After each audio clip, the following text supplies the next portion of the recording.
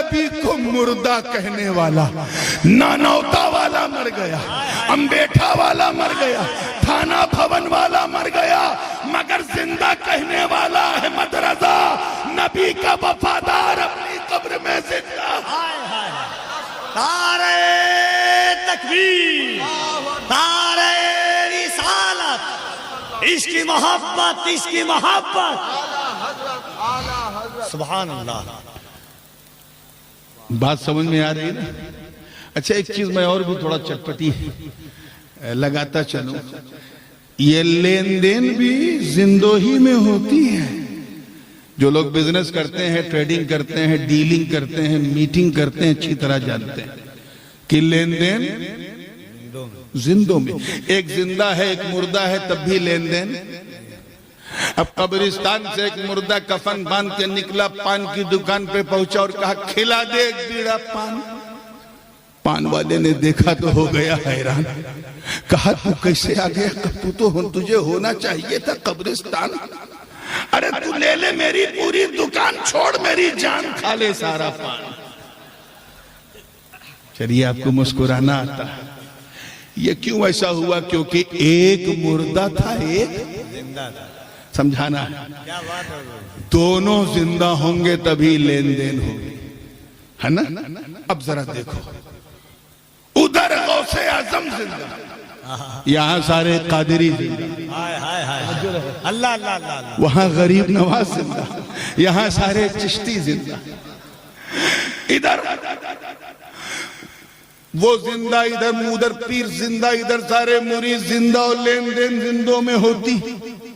اب انہیں تو ہم سے کچھ چاہیے نہیں، ہم نے علماء سے پوچھا میں غوث پاک کو کچھ دینا چاہتا ہوں، کیا دوں؟ تو علماء نے کہا دیکھ، انہیں تیرا مال پیسہ نہیں چاہیے، انہیں ثواب پسند ہے۔ کیا پسند ہے؟ ثواب پسند ہے۔ حدیث میں ہے کہ جس قدر ہو سکے ثواب بھیجو۔ پھر میں نے مولانا سے پوچھا کیا کیا ثواب؟ انہوں نے کہا تقریر کرنا ثواب ہے، نعت پڑھنا ثواب ہے، قرآن کی تلاوت ثواب ہے، غریب کو کھانا کھلانا ثواب ہے، سب کا پیٹ بھرنا ثواب ہے، جلسہ کرنا ثواب ہے، جلسے کی بزم سجانا ثواب ہے۔ ہم نے سارا ثواب اکٹھا کیا اور بھیج دیا، ایصال ثواب ہو گیا۔ ادھر ہم زندہ تھے، کیا بات، ہم زندہ تھے، ہم نے بھیجا۔ اللہ کرے یہ بھیجا آپ کے بھیجے تک پہنچ جائے۔ ہم زندہ تھے، ہم نے، زور سے بولو، بھیجا۔ ادھر وہ زندہ، انہوں نے لے لیا، اور وہ کسی کا قرض اپنے کاندھے پہ نہیں رکھتے۔ کیا بات ہے، ہمیں ان کی پسند معلوم تو انہیں بھی ہماری ضرورت معلوم۔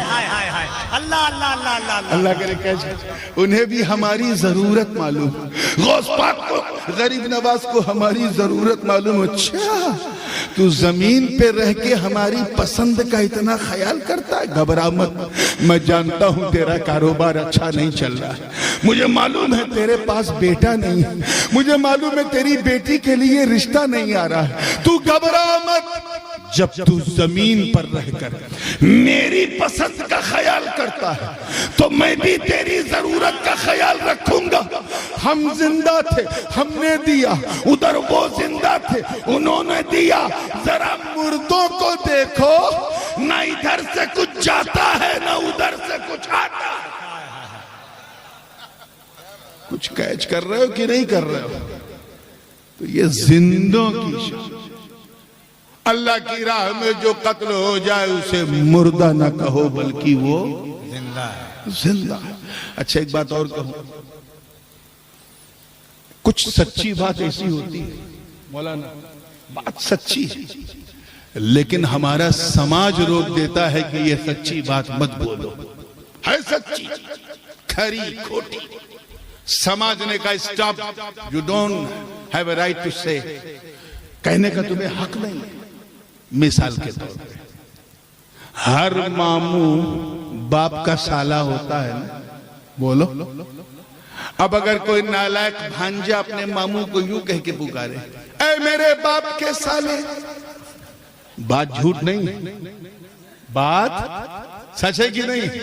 لیکن ہمارا معاشرہ، ہماری سوسائٹی، ہمارا سماج تھپڑ مارے گا، بدتمیز، کہنا ہے تو ماموں کہو، یہ کیا میرے باپ کے سالے، سچ ہے لیکن سچائی بولنے سے روک دیا۔ ایسے ہی ہر ماں باپ کی بیوی ہوتی ہے، جورو ہوتی ہے۔ کوئی بدتمیز بیٹا اپنی ماں سے کہے اے میرے باپ کی جورو، جھوٹ نہیں لیکن معاشرہ اسے روک۔ You don't have a right to say. It's a dishonor of mother.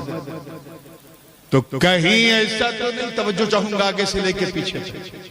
علماء بیٹھے ہیں، ان کے مزاج کی لگتی بات، کہیں ایسا تو نہیں کہ اللہ کی راہ میں جو قتل ہوتا ہے تو مردہ، لیکن اسے مردہ نہ کہو، ادب کے خلاف ہے، سمان کے خلاف ہے۔ کہیں ایسا تو نہیں ایسا وہم آئے، اللہ نے اس وہم ناشی کو دور کرنے کے بلکہ مطلب اللہ کی راہ میں جو قتل ہو جائے اسے مردہ نہ کہو۔ کیونکہ وہ زندہ ہے،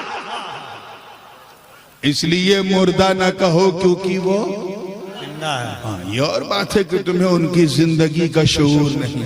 You cannot imagine their life, how they still alive، وہ کس طرح سے۔ اچھا ایک بات سن،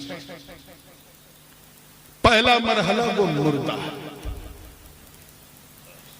دوسرا یہ کہ ہم نے اسے زندہ کیا۔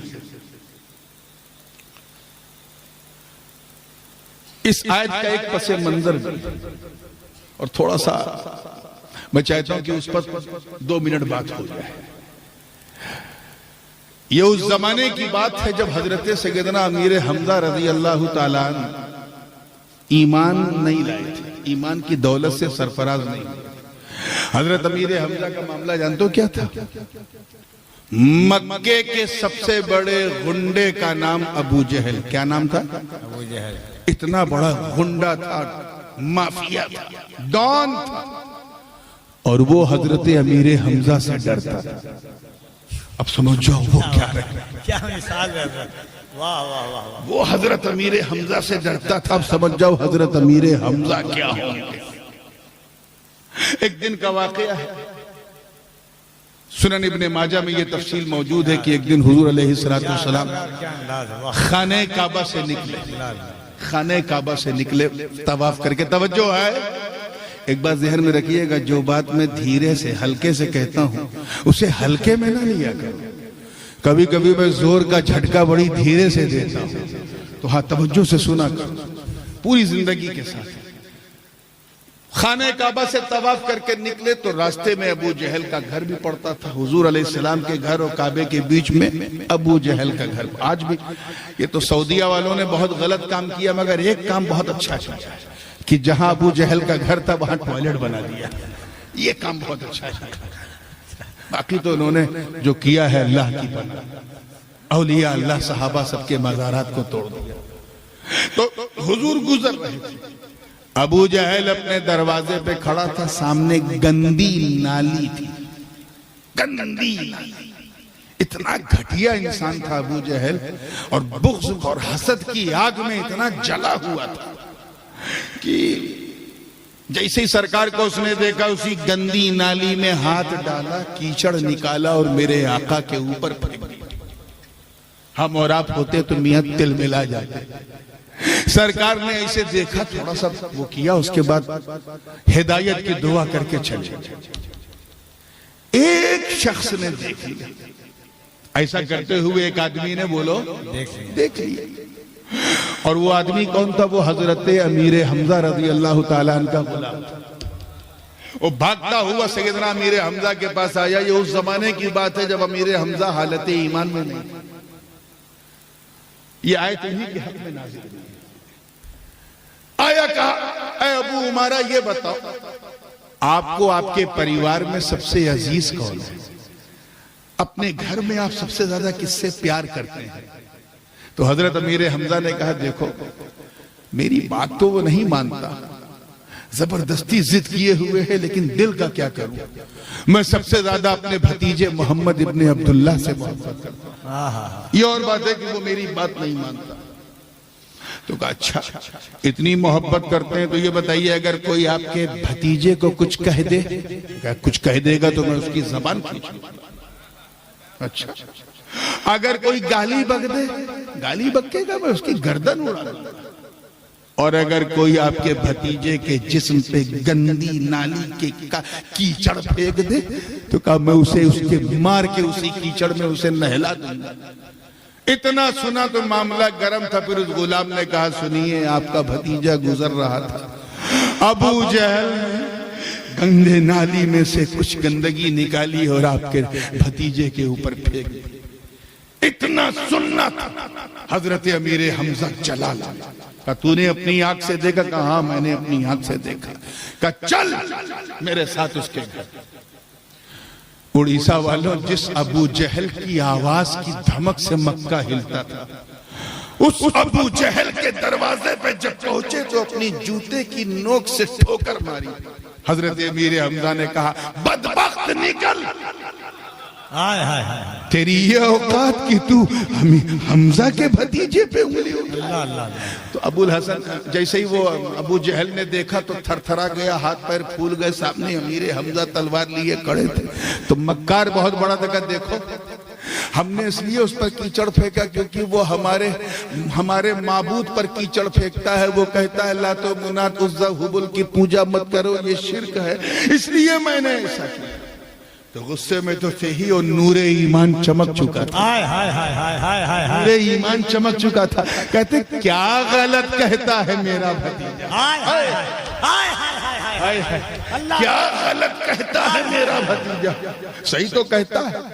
تو اس کو پوجتا ہے جسے تو نے بنایا، وہ اسے پوجتا ہے جس نے اسے بنایا۔ نعرہ تکبیر، نعرہ رسالت، نور محمدی۔ کیا غلط کہتا ہے، بنا بنا کے پوجتا ہے، اور میرا بھتیجا تو اس کی عبادت کرتا ہے اس رب کی جس نے اسے بنایا۔ ارے تو اسے کیا روکے گا؟ اب امیر حمزہ کے الفاظ سنو جس کے بعد یہ آیت نازل ہوئی۔ فرماتے ہیں اے زمین و آسمان گواہ ہو جاؤ، میں رسول اللہ کے، اب رسول اللہ منہ سے نکل رہا، میں رسول اللہ کے سب سے خطرناک جانی دشمن عمرو بن ہشام یعنی ابو جہل کی آنکھوں میں آنکھیں ڈال کے کہتا ہوں اشہد ان لا الہ الا اللہ واشہد ان محمدًا عبدہ ورسولہ۔ نعرہ تکبیر، نعرہ رسالت، عظمت مصطفیٰ، سرکار دو عالم کانفرنس۔ واہ واہ واہ۔ مفسرین فرماتے ہیں کہ حضرت امیر حمزہ کا وہ دور جو ایمان کی حالت میں نہیں تھا اسے قرآن نے مردہ کہا۔ کیا کہا؟ زور سے بولو۔ اور جب کلمہ پڑھ لیا تو اسے قرآن نے زندہ کہا۔ پھر اس کے بعد ایک دور آیا کہ امیر حمزہ نور والے ہوئے، پھر نور بانٹنے والے ہوئے، پھر بے مثال ہوئے۔ یہ 5 فیض سرکار کے چچا کی شان میں نازل ہوئے۔ اب بات امیر حمزہ کی چل پڑی ہے تو ایک بات لگتی ہوئی کہتا چلو، اور اس کا اس آیت سے بڑا گہرا تعلق ہے۔ الحمدللہ ہم اہل سنت ہیں، جلسہ کرتے ہیں، عرس کرتے ہیں، سندل گاگر چادر سب کرتے ہو نا۔ اگر کوئی ٹوکے تو سینہ ٹھوک کے کیا کرو، روکے تو ڈنکے کی چوٹ پہ کیا کرو، کہا کرو یہ رضا کے نیزے کی جو عدو کے سینے میں غار۔ توجہ ہے آپ کی؟ پوری زندگی کے ساتھ دیکھیے، یہ جب کوئی ساہتکار یا کوئی مضمون نگار یا کوئی اتہاس کار یا کوئی ہسٹورین جب کسی گھٹنا کا ورنن کرتا ہے، کسی واقعے کو بیان کرتا ہے تو 15-20 واقعے کو اکٹھا کر کے ایک مضمون واقعہ بناتا ہے اور پھر اسے لکھتا ہے۔ ایسے ہی مورخ کیا کرتے ہیں کہ اگر کسی واقعے کو حضور کے لکھنا ہے تو 20-25 حدیثوں کو اکٹھا کر کے ایک مضمون واقعہ بناتا ہے، اور وہ مضمون واقعہ میں آپ کے سامنے پیش کر رہا ہوں۔ کچھ الفاظ بخاری کے ہیں، کچھ مسلم کے ہیں، کچھ ترمذی کے، کچھ ابن ماجہ کے، کچھ ابو داؤد کے، کچھ نسائی کے، کچھ جامع الکبیر کے، کچھ طبرانی کے، کچھ مستدرک کے، کچھ مصنف کے وغیرہ وغیرہ۔ کیا ایک دن حضور نے اپنے سارے صحابہ کو اکٹھا کیا، کلیکٹیولی اکٹھا کیا۔ حضرت ابو ہریرہ رضی اللہ تعالیٰ عنہ راوی عرض کرتے ہیں لماذا جمعتنا یا رسول اللہ، آپ نے ہمیں کیوں جمع کیا؟ آج کوئی خاص دن ہے؟ توجہ ہے، کوئی خاص دن ہے؟ سرکار نے مسکرا کے فرمایا اما شعر ھذا یوم استشہد فیہ اصحاب احد، آج وہ دن ہے جس دن احد کے صحابہ شہید ہوئے۔ 1 سال ہو گیا، کیسا ہو گیا؟ آج 1 سال۔ اشارہ کس کی طرف حضور کر رہے ہیں کہ آج ان کی برسی ہے، آج ان کی برسی ہے، آج میرے چچا امیر حمزہ کا عرس۔ تو صحابہ نے عرض کیا حضور کیا کیا جائے گا؟ انطلقوا الی المقابر، چلو قبرستان احد کی طرف۔ جلوس نکلا، کندرا پاڑا ہوا جلوس نکلا، مدینہ منورہ سے احد کی طرف جلوس نکلا۔ جلوس ہم بھی نکالتے ہیں، جلوس تم بھی نکالتے ہو۔ ربیع النور کی 12 میں ہم سب جلوس محمدی نکالتے ہیں، مگر اس جلوس کی عظمتوں پر میرے ماں باپ قربان، جس کی قیادت خود مصطفیٰ جان رحمت فرما رہے ہیں۔ جیسے ہی قبرستان احد میں داخل ہوئے، حدیث کے الفاظ میں سرکار نے فرمایا السلام علیکم یا اہل القبور من الدیار انتم السابقون ونحن انشاءاللہ بکم لاحقون۔ اے قبر والوں، قبر میں سونے والوں، السلام علیکم۔ حضور نے سلام کیا۔ اچھا حضور کوئی کام بلا وجہ کرتے ہیں؟ تو یہ جو سلام کیا یہ کیوں کیا؟ کلیئر ہے نا کہ وہ سلام سننے والے تھے، اسی لیے تو حضور نے کیا۔ سرکار نے سلام کیوں کیا؟ کیونکہ وہ غلام جو ان کے ہیں وہ سن رہے ہیں، اسی لیے تو حضور نے سلام کیا۔ ہمیں موقع ملے تو ان بے وقوفوں کو سمجھاؤ اور ان سے کہو کہ جب امام کا سلام غلام سن سکتا ہے تو ہم غلاموں کا سلام مصطفیٰ سنے تو حیرت کیا ہے؟ واہ واہ واہ واہ واہ واہ واہ واہ واہ۔ وہ ہمارے یہاں ایک کہاوت مشہور ہے، کفیل صاحب کچھوجہ شریف میں کہتے ہیں گھٹنا پیٹ کی طرف مڑتا ہے، خون خون کو پہچانتا ہے۔ سرکار کے ساتھ بھی یہی قصہ روایت میں ہے انہو مال الی قبر عمی، سب سے پہلے حضور اپنے چچا جان کی قبر پہ گئے۔ ظاہر سگے چچا ہے اور عزیز انتہائی چہیتے چچا۔ حضور کو اپنے 2 چچا سے اتنا پیار تھا جن کی محبت پر سارے چچاؤں کی محبت ایک ابو طالب تھے، دوسرے حضرت امیر حمزہ تھے، دونوں چچا بہت عزیز تھے۔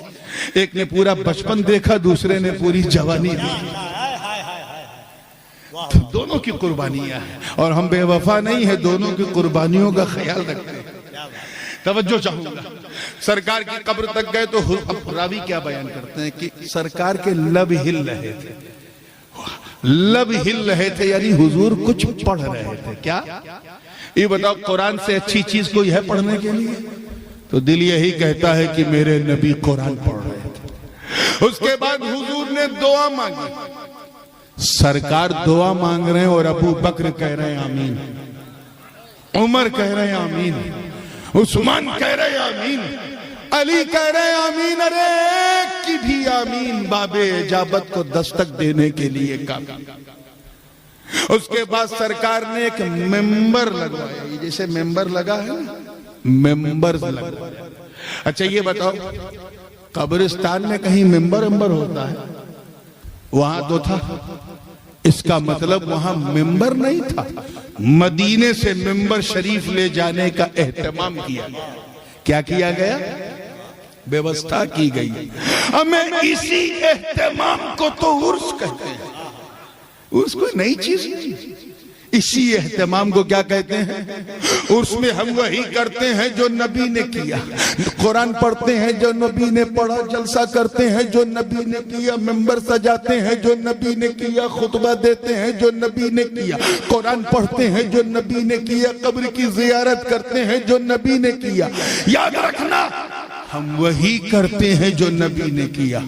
رسمیں تو بدل سکتی ہیں، اللہ کرے یہ جملہ سمجھ میں آ جائے، رسمیں تو بدل سکتی، سنت نہیں بدلتی۔ یہ صحابہ کی قسمت تھی جو نینوں کے ساگر سے نہاتے تھے. یہ اولیاء کی قسمت ہے جو گاگر سے نہاتے ہیں. سبحان اللہ سبحان اللہ. حضور نے خطبہ دینا شروع کیا تو خطبے میں ایک بات ایسی کہی جو بخاری شریف میں ہے. فرمایا اے لوگوں آج میں اپنی حقیقت کے رخ سے ایک پردہ اٹھانے جا رہا ہوں. بات کو بڑی تیزی سے سمیٹ رہا ہوں. حقیقت کے رخ سے ایک پردہ اٹھانے جا رہا ہوں. کہا اچھا کہا سنو اعطیت بمفاتیح خزائن الارض. سرکار نے فرمایا اللہ نے مجھے تمام زمینوں کے تمام خزانوں کی تمام چابیاں دے دی. دہرانا پڑے گا پھر دہراتا ہوں. تمام زمینوں کے تمام خزانوں کی تمام چابیاں. آپ چابی کہتے ہو کہ کنجی کہتے ہو؟ ہاں چابی نا ٹھیک ہے.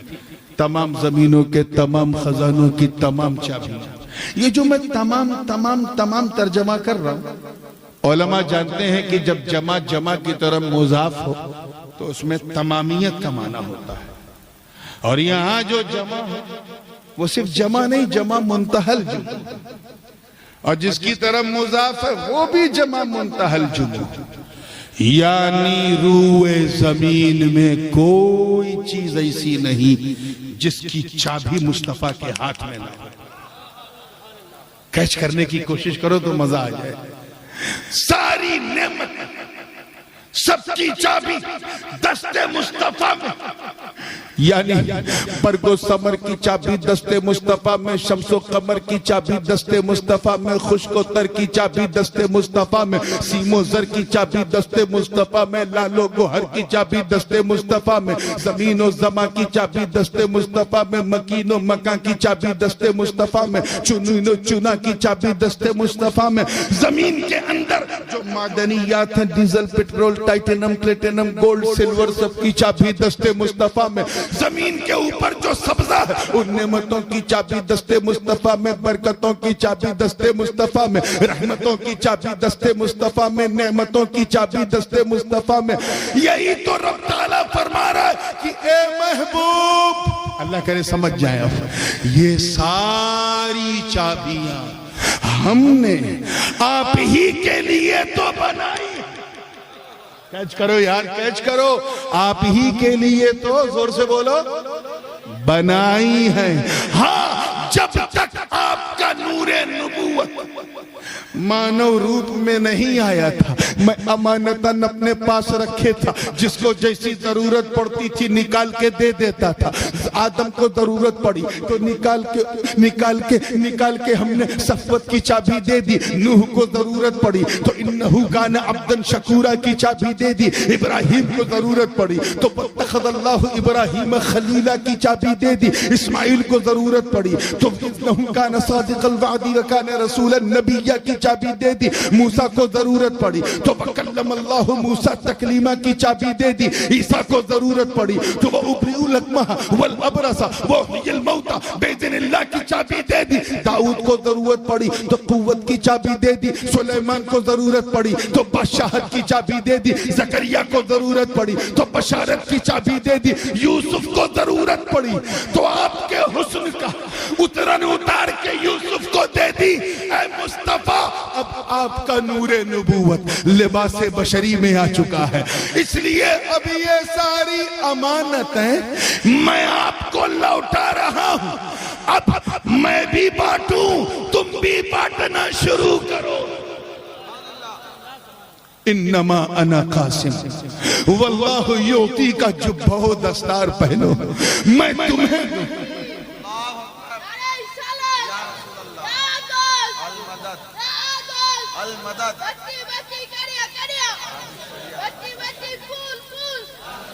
میں تمہیں دوں تم لوگوں کو دو. میں تمہیں بانٹوں تم سب کو بانٹو. کیونکہ نعمتوں کی ساری چابیاں میں نے تجھے دے دی ہیں.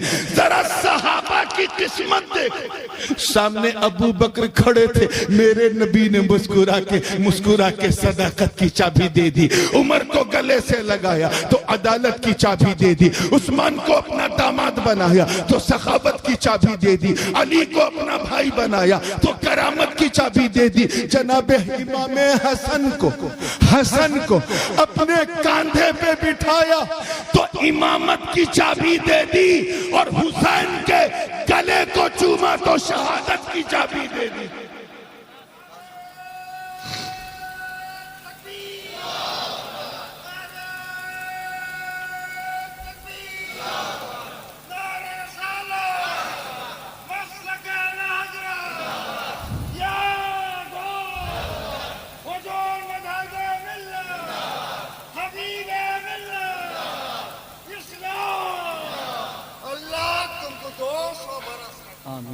جزاک اللہ. اسے کہتے ہیں مجاہد ملت کا سچا مجاہد. یہ اڑیسہ کی قسمت ہے جسے رئیس اڑیسہ نے آپ سب کو عطا کیا ہے. میرے نبی کی نظر, اب تو چابی سب دستے مصطفیٰ میں پڑی, زین العابدین پہ پڑی تو عبادت کی چابی دے دی. محمد باقر پہ پڑی تو علم کی چابی دے دی. جعفر صادق پہ پڑی تو تفقہ فی الدین کی چابی دے دی. موسیٰ کاظم پہ پڑی تو والکاظمین الغیظ والعافین عن الناس کی چابی دے دی. جناب جواد پہ پڑی تو جود و سخا کی چابی دے دی. امام علی ابن موسیٰ رضا پہ پڑی تو صبر و رضا کی چابی دے دی. امام ہادی پہ پڑی تو کرم و عطا کی چابی دے دی. امام حسن العسکری پہ پڑی تو غزا اور سخا کی چابی دے دی. اور جب میرے نبی کی نظر اپنی بیٹی کے بیٹے کے بیٹے کے بیٹے کے بیٹے کے بیٹے قندیل نورانی, محبوب سبحانی, قطب سمدانی, شاہباز لامکانی, جدنا محی الدین ابو محمد عبدالقادر جیلانی پہ پڑی ہوگی.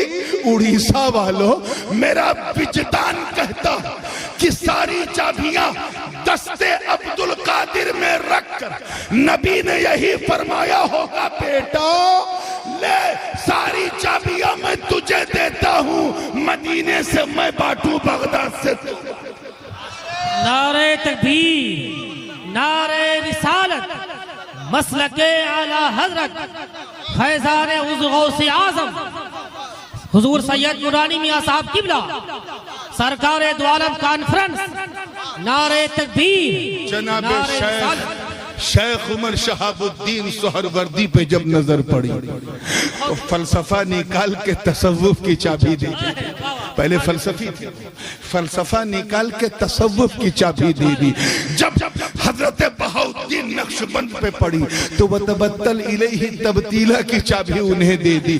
اور جب میرے نبی کی نظر خواجاؤں کے خواجہ, راجاؤں کے راجہ, ولیوں کے مہاراجہ, سلطان الہند عطائے رسول خواجہ معین الدین حسن سنجری کو دی.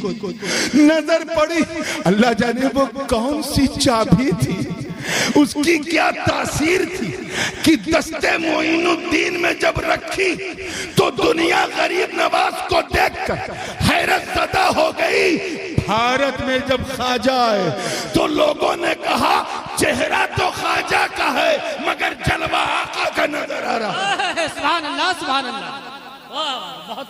یہ تو مطلب صاف ہے, گویا اس حدیث کی روشنی میں رب تعالیٰ فرما رہا, اے محبوب جو میرا ہے وہی تیرا ہے, سبحان اللہ, سبحان اللہ. جو تیرا ہے وہی میرا ہے. اس کو یوں بھی سمجھو, ایک آسان مثال کی روشنی میں, یہ کئے انگلی ہے؟ تین. کتنی؟ ٹھیک ہے نا, یہ تینوں برابر ہے. جو سب سے بڑی ہے وہ سب سے اوپر, جو اس سے چھوٹی وہ اس کے نیچے, جو سب سے چھوٹی وہ سب سے نیچے. یہ تینوں انگلی کی خاص بات یہ ہے کہ یہ تینوں ایک دوسرے سے ایسے ملتی ہیں, الگ بھی ہوتی ہیں, ملتی ہیں. اور ان تینوں میں یہ جو بیچ والی ہے نا, the most significant finger, اس کا کنیکشن ڈوول ہے. یہ اوپر والی سے بھی ملتی ہے, نیچے والی سے بھی ملتی ہے, اور دونوں سے اگر